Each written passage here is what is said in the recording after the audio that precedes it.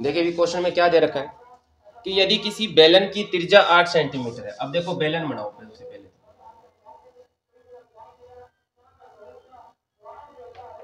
ये बेलन की त्रिज्या, ये बेलन की क्या हुई हाइट। तो बेलन की त्रिज्या दे रखी है 8 सेंटीमीटर और बेलन की ऊंचाई दे रखी है 21 सेंटीमीटर और आपसे पूछा है बेलन के वक्र पृष्ठ का क्षेत्रफल क्या होगा। वक्र पृष्ठ का क्षेत्रफल पूछा है भाई, और आपको पता है वक्र पृष्ठ जब आपने निकालते हैं तो क्या निकालते हैं, 2πr(h) होता है। अगर कुल पृष्ठीय क्षेत्रफल की बात करें यानी कि टोटल सरफेस एरिया, तो क्या आएगा 2πr(h). अब देखो ये एक ढक्कन यहाँ ऐड होगा, इसको भी ऐड कर दो तो 2πr², तो यानी कि क्या बनेगा अपना 2πr(h + r). अगर आयतन की बात करें तो आयतन क्या होता है वॉल्यूम, यानी कि क्या आएगा πr²h। ठीक है, अपनों ने क्या निकालना है, अब वक्र पृष्ठ निकालना है। तो वक्र पृष्ठ निकालेंगे तो क्या सूत्र लगेगा 2πr(h), 2 22/7 इंटू आर का मान 8 इंटू एच कितना दे रखा है 21। तो 7 तिये 21, 22 दूने 44 और 8 तिये 24, तो आंसर आएगा 1056 सेंटीमीटर स्क्वायर। ठीक है भाई, देखिए भी आगे, त्रिज्या r वाले वर्त के उस त्रिज्या खंड का क्षेत्रफल जिसका कोण जो है वो p डिग्री है निम्नलिखित में से है। स्क्रीन पर जो क्वेश्चन दे रखा है उसमें देखिए भी 4 ऑप्शन आपको दिखाई दे रहे होंगे, उनमें से एक ऑप्शन बताना है कि कौन सा ऑप्शन सही है। तो सबसे पहले आप देखो त्रिज्या को क्या मानना है भाई r, थीटा को क्या मानना है भाई p डिग्री। इसने पूछा क्या है त्रिज्या खंड का। अब त्रिज्या खंड कौन से होते हैं भाई, एक लघु होता है और एक दीर्घ होता है। तो कैसे निकालते हो अपने क्वेश्चन को, देखो भाई θ/360 इंटू क्या आता है भाई πr², ये होता है भाई त्रिज्या खंड का क्षेत्रफल का फॉर्मूला। अब ऑप्शन में क्या दे रखा है, ऑप्शन में चेक करते हैं। ए जो ऑप्शन दे रखा है वो दे रखा है, एक तो दे रखा है p डिग्री बटे 180 इंटू 2πr। अब देखिए भी ये तो किसी एंगल से नहीं होगा, 2πr तो वैसे नहीं आएगा, ठीक है, ये तो वैसे गलत हो गया। बी जो ऑप्शन है वो क्या दे रखा है p डिग्री बटे 180 इंटू πr²। अब देखो πr² तो चाहिए लेकिन यहाँ p डिग्री भी चाहिए, लेकिन यहाँ क्या होना चाहिए 360 होना चाहिए, जो कि गलत है। यहाँ थीटा का मान क्या रखोगे भी p डिग्री है जा रखा है। अब देखो ये भी गलत हो गया, सी में क्या रखोगे, सी देखो भी एक दे रखा है p डिग्री बटे 360 इंटू 2πr। अब स्केयर नहीं है यहाँ पर, पहली बात तो ये तो वैसे ही गलत हो गया। ठीक है, डी ऑप्शन क्या दे रखा है अभी, डी दे रखा है p डिग्री बटे 720 इंटू 2πr²। इसके अंदर क्या होगा देखो भाई, इस 2 से काट दो, कितना 2 तिया 6, 2 छिका 12, तो ये क्या बना p डिग्री बटे 360 इंटू πr², जो कि अपना आंसर है। ठीक है, आगे देखिए भी, एक साथ दो पासों को उछालने पर प्राप्त संख्याओं का योग 7 होने की प्रायिकता। देखिए भी इसमें क्या दे रखा है, एक साथ दो पासों को उछाला जाता है। अब जब दो पासों को उछाला जाता है तो देखो कितनी संख्या होती है 1 2 3 4 5 6, पासे में अंक कितने होते हैं 6 अंक होते हैं 1 से लेकर 6 तक। अब देखो दो पासों को उछाला जाता है तो टोटल परिणाम जो होंगे, जो कुल परिणाम है वो कितने होंगे भी 36 होंगे। ये 36 कैसे आया 6 की पावर n से, दो पास से है तो 6 की पावर 2, तो 6 इंटू 6 कितना हुआ 36। ठीक है, अब देखते हैं इसके 36 परिणाम कौन कौन से आएंगे, वो चेक करते हैं। 1 2 3 4 5 और 6। तो सबसे पहले देखो यहाँ एक पासे पे एक, तो दूसरे पे क्या आएगा 1, इस पे क्या आएगा 1 और 2, इस पे क्या आएगा 1 और 3, इस पे क्या आएगा 1 और 4, इसमें क्या आएगा 1 5, इससे क्या आएगा 1 और 6। यहाँ देखो भी इसमें 2 आएगा तो यहाँ क्या आएगा 1, फिर 2 2, फिर क्या आएगा 2 3, फिर क्या आएगा 2 4, फिर क्या आएगा 2 5, फिर क्या आएगा 2 6, उसके बाद 3 1, फिर क्या आएगा 3 2, फिर क्या आएगा 3 3, फिर क्या आएगा 3 4, फिर क्या आएगा 3 5, फिर क्या आएगा 3 6। ठीक है भाई, इसके बाद 4 1, फिर क्या आएगा 4 2, फिर क्या आएगा 4 3, फिर क्या आएगा 4 4, फिर क्या आएगा 4 5, फिर क्या आएगा 4 4 4 4 5 और 4 6। उसके बाद देखो भाई 5 1, फिर क्या आएगा 5 2, फिर क्या आएगा 5 3, फिर क्या आएगा 5 4, फिर क्या आएगा 5 5, उसके बाद 5 6, फिर 6 1, फिर क्या आएगा 6 2, फिर क्या आएगा 6 3, फिर क्या आएगा 6 4, फिर क्या आएगा 6 5, उसके बाद लास्ट क्या आएगा 6 6। क्वेश्चन अपने क्या दे रखा है कि अंकों का योग कितना आना चाहिए भी 7 आना चाहिए, और 7 आने की जो प्रायिकता है वो क्या होगी। देखो भी अंकों का योग 7 कहाँ कहाँ आ रहा है। एक तो अंकों का योग आ रहा है ये 7, एक कहाँ आ रहा है यहाँ, एक कहाँ आ रहा है यहाँ, एक ये वाला, दूसरा 5 2 7 6 और 1 7। तो कितने परिणाम आ गए देखो भी, एक तो आ रहा है 1 6, दूसरा 2 5, तीसरा 3 4, चौथा 4 3, पांचवा 5 2, उसके बाद 6 1। ये परिणाम आ रहे कितने आगे 1 2 3 4 5 6। तो अपनी जो प्रायिकता आएगी वो कौन सी आएगी भी, प्रायिकता आएगी 3 3 6, 6 परिणाम, टोटल परिणाम 36। तो अपनी प्रायिकता क्या आ जाएगी भी 1/6। ठीक है, इस प्रकार अपने इसकी प्रायिकता निकालेंगे।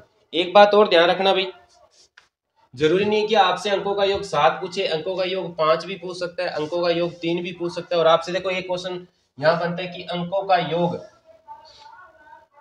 36 आने की क्या प्रायिकता है। तो अंकों का योग 12 आने की प्रायिकता, सॉरी, अंकों का योग 12 आने की प्रायिकता। तो 12 आने की प्रायिकता एक ही कंडीशन होती है जो यहाँ आती है 6 और 6। अंकों का योग अगर 12 होगा तो उसकी प्रायिकता क्या होगी, कितनी निकालेंगे भी 1/52। ठीक है, तो ये पूरा चार्ट अगर आपको बनाना आता है तो अंकों का योग कोई भी प्रायिकता आपसे पूछ ली जाए तो आप आराम से निकाल दोगे। ठीक है भी, आगे चलते हैं।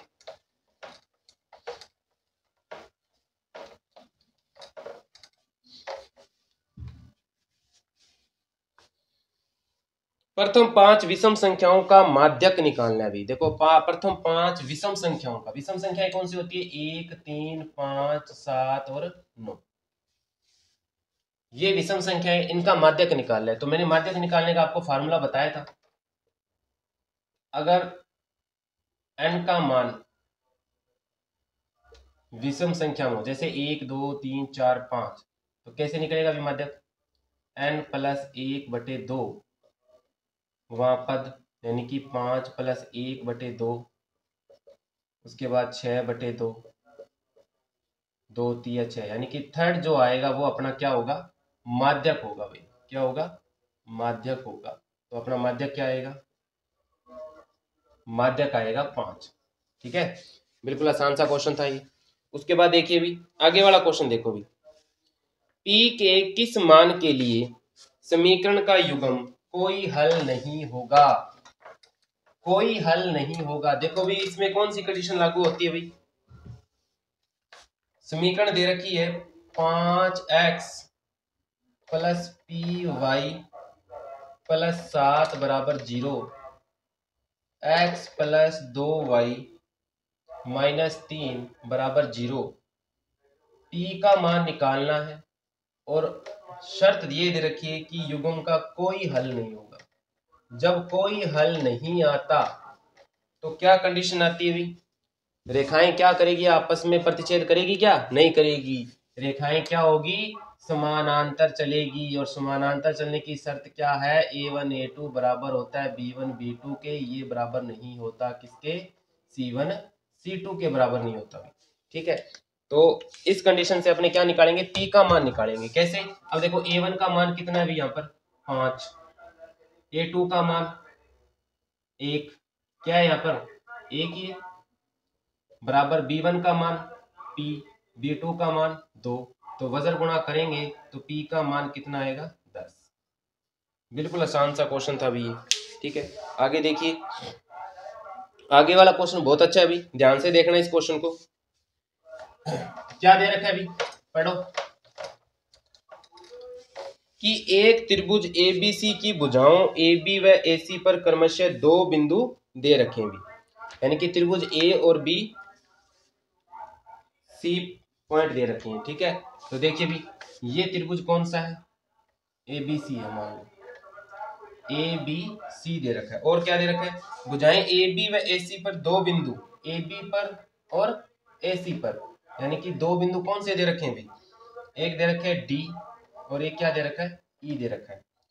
अब एडी का जो मान है वो कितना दे रखा है भाई, 2 सेंटीमीटर, और बीडी का जो मान है वो कितना दे रखा है, 3 सेंटीमीटर। बीसी का मान कितना दे रखा है, 7.5 सेंटीमीटर। अब ये कह रहा है डी समानांतर है किसके, बीसी के।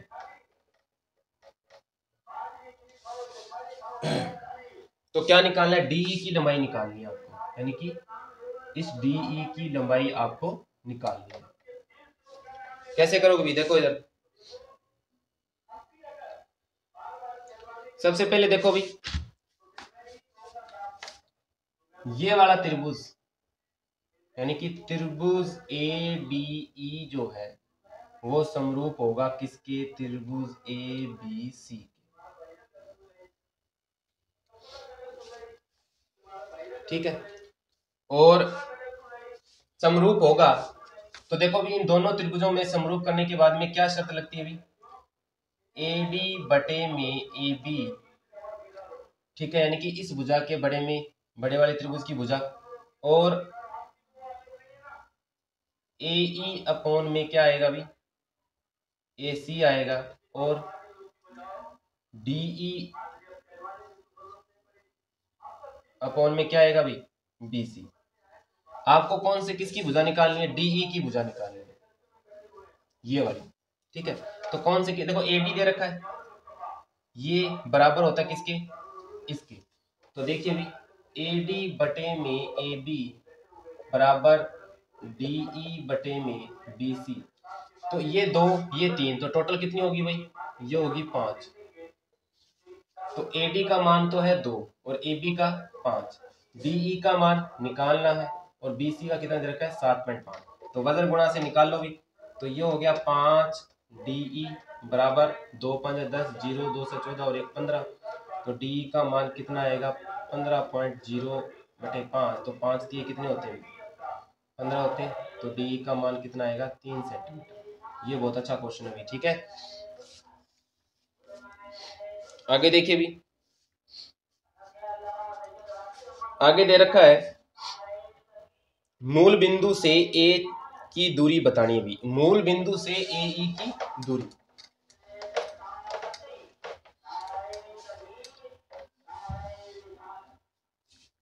मान लो मूल बिंदु से इस बिंदु ए की दूरी अगर निकालें तो मैंने बताया था कैसे निकलती है भी दूरी, दूरी निकलती है √x² प्लस y² से। ठीक है, तो डायरेक्ट ए जो पॉइंट है वो कितना दे रखा है अभी, ए दे रखा है 4 और 3।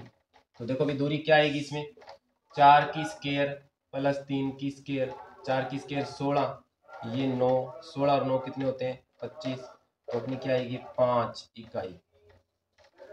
ठीक है, आगे देखिए भी, ए घन का संपूर्ण पृष्ठीय क्षेत्रफल उसके आयतन के बराबर है। ए तो घन की कोर की लंबाई क्या होगी, यानी कि कोर क्या होगी उसकी। अब ये कह रहा है घन का संपूर्ण पृष्ठीय क्षेत्रफल, तो देखो घन है अभी, देखो ये घन दे रखा है, सभी कोर क्या होगी भी, ए होगी भी, ये भी ए, ये भी ए, ये भी ए, ये भी।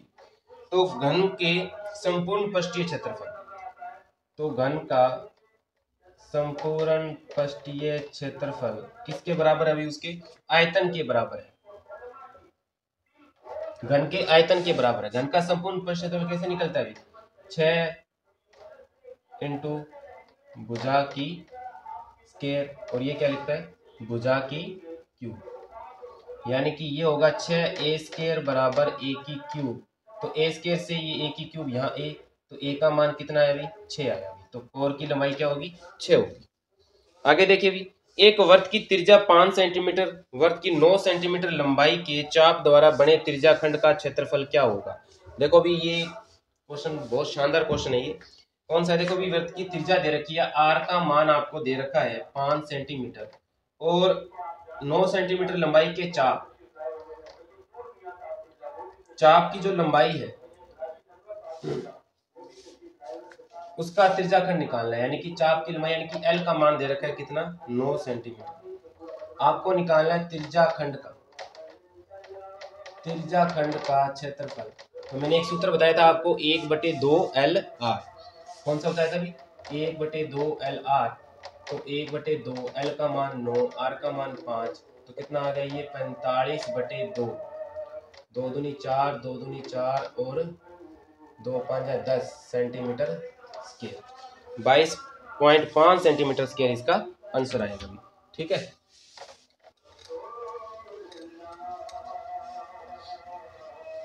अब देखिए भी आगे वाला जो क्वेश्चन है,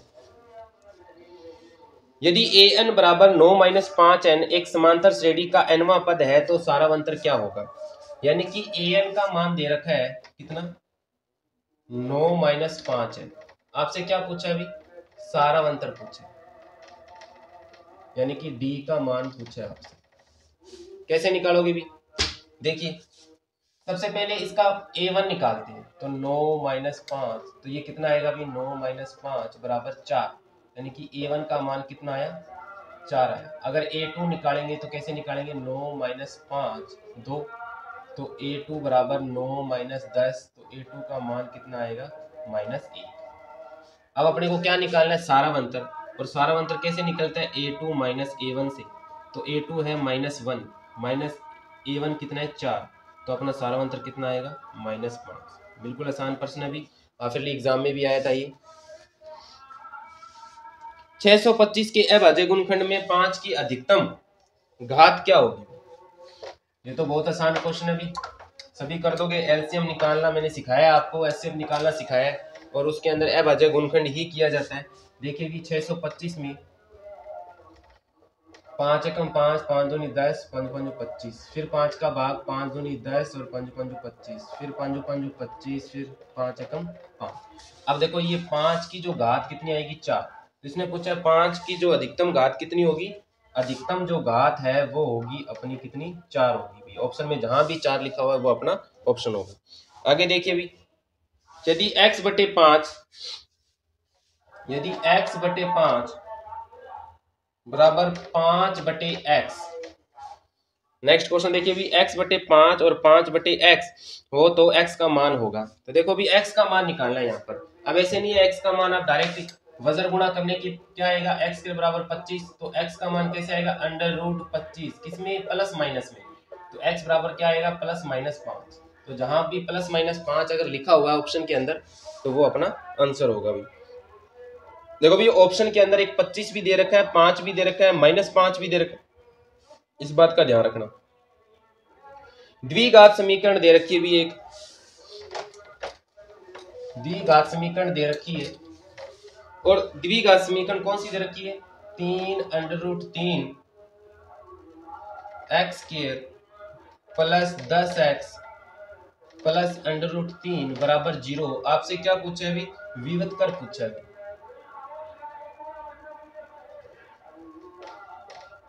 यानी कि डी पूछा आपसे। देखो अभी विभक्त कर जो होता है डी का मान कैसे निकालते हो, b² - 4ac 4ac, यानी कि विभक्त कर को आपने विवेचक b बोला जाता है। तो डी कैसे निकालते हो b² - 4ac से निकालते हो। तो b का मान क्या है भी, देखो यहाँ पर x का जो गुणांक होता है वो b होता है, 4a का मान यानी कि x² का गुणांक, तो कितना आएगा 3√3, और ये कितना आएगा भी ac का मान √3। ठीक है, तो ये कितना हुआ अभी 100 हुआ, ये 4 3 12, √3 को √3 से गुणा करेंगे 3, तो ये हुआ 100 - 12 3 36, और ये कितना है अभी 100 में से 36 गई 4 40 64, तो डी का मान कितना है अभी 64 हुआ। ठीक है, अब देखिए भी डी का मान 64 आया। अब देखो ये कौन से होंगे, मूल वास्तविक होंगे या असमान होंगे, मूल होंगे वास्तविक, मूल वास्तविक होगा भाई। ठीक है, ठीक, दो भिन्न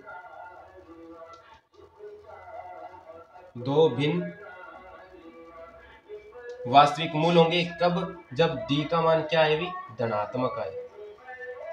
अगर डी का मान अगर 0 आए तो क्या होते हैं? दो बराबर वास्तविक मूल होते हैं, ठीक है। अगर डी का मान अगर ऋणात्मक आए तो क्या होता है भी? तो होता है कोई वास्तविक मूल नहीं। आगे देखिए भी इसका लास्ट क्वेश्चन। लास्ट क्वेश्चन पढ़ो भी क्या दे रखा है। देखो स्क्रीन पर अपनों ने क्वेश्चन दे रखा है, निम्नलिखित बंटन सारणी का माध्यक 27.5 है तो माध्यक वर्ग होगा। इसने देखो माध्यक आपको दे रखा है कितना? 27.5। ये पूछ रहा है कि माध्यक वर्ग कौन सा होगा। अब आपको देखो एक टेबल दे रखी है 0 से 10, 10 से 20, 20 से 30, 30 से 40, 40 से 50 और 50 से 60, ठीक है। आपसे माध्यक वर्ग पूछा है, और माध्यक वर्ग जहां माध्यक कौन सा होता है भी? जिस वर्ग अंतराल के बीच में मान आता है माध्यक, जैसे कि 20 से लेकर 30 के बीच में अपना जो माध्यक आ रहा है वो 20 से लेकर किसके बीच में आ रहा है? 30 के बीच में आ रहा है। इसलिए अपना जो माध्यक वर्ग होगा वो कौन सा होगा? वो ये होगा। तो कौन सा ऑप्शन आएगा? बे ऑप्शन आएगा। आगे देखिए भी दो क्वेश्चन और है। यदि किसी संख्या में इकाई का अंक a तथा दहाई का अंक b हो तो वह संख्या क्या होगी? देखो अभी दो अंकों की जब संख्या बनती है, दो अंकों की जब संख्या बनती है तो अपने क्या लिखते हैं भी? दो अंकों की संख्या बनती है तो 10 इंटू दहाई का अंक प्लस क्या आता है? इकाई का अंक, ठीक है। और इसने क्या बोला हुआ है? दहाई का अंक क्या दे रखा है अभी? दहाई का अंक क्वेश्चन में क्या दे रखा है अभी? क्वेश्चन में बोला हुआ है दहाई का अंक मानना है b और इकाई का अंक क्या है अभी? a। तो 10b प्लस a, जहां भी ऑप्शन में दिया हुआ है तो वो आ जाएगा। आगे देखिए भी आगे दे रखा है 2/3 a/2। तो क्या निकालना है? एपी के 3 क्रमागत पद हैं तो a का मान निकालना है। a की वैल्यू क्या करनी है? फाइंड आउट करनी है। यानी कि ये एपी के 3 क्रमागत पद दे रखे हैं। अगर क्रमागत पद दे रखे हैं तो क्या करते हैं आपने? मान लो a1 a2 और a3 हो, तो ये जो होता है a2 का मान होता है वो a1 प्लस a3 के योग के हाफ के बराबर होता है, ठीक है। तो अब देखिए भी जो a का जो मान होगा वो किसके बराबर होगा? 2/3 प्लस 2 के बटे में 2। तो अब देखिए भी यहाँ एलसीएम लेंगे तो क्या आएगा? 3। तो ये हो गया 2, 3 में 1 का भाग देंगे 3, 3 दूनी 6/2, ठीक है। इसके बटे 1 लगा दो तो ये क्या हुआ? 8/3 और 1 ऊपर चला गया, 2 नीचे आ गया, 2 चुके 8। तो अपना जो मान आएगा वो कितना आएगा? 4/3। इस प्रकार आप लोग a का मान निकाल लोगे। तो आज के लिए भी इतना ही, ठीक है। आगे के कुछ क्वेश्चन है वो नेक्स्ट क्लास में लेके आएंगे, ठीक है। और अपनी तैयारी जो है वो जारी रखनी है, ठीक है। कल 1 तारीख हो जाएगी, 1 मार्च हो जाएगी, ठीक है। और उसके बाद नेक्स्ट 5 डेज आफ्टर आपका एग्जाम स्टार्ट हो जाएंगे भी 10वीं क्लास के, ठीक है। बहुत गोल्डन टाइम चल रहा है अभी। जितने भी क्वेश्चन हो रहे हैं एक बार दोबारा से रिवीजन कर लो उनका, और ठीक है यहाँ पर जितने भी क्वेश्चन होते हैं, ठीक है, क्वेश्चन के आंसर याद नहीं रखने, उनके जो सॉल्यूशन है वो याद रखने में, ठीक है। और उन सॉल्यूशन के साथ आपको जो बातें बताई जा रही है, 3-4 बातें उसके साथ सॉल्यूशन के साथ में बताई जाती है, तो उन बातों को भी आपको ध्यान में रखना है। क्यों? अगर क्वेश्चन अगर एग्जाम में आया तो ऐसा नहीं है कि ये जो क्वेश्चन का है सेम एज इट इज आ जाएंगे, क्योंकि उनके सॉल्यूशन में से ही आपको क्वेश्चन मिलेंगे एग्जाम के अंदर, ठीक है। तो आज के लिए इतना ही, थैंक यू।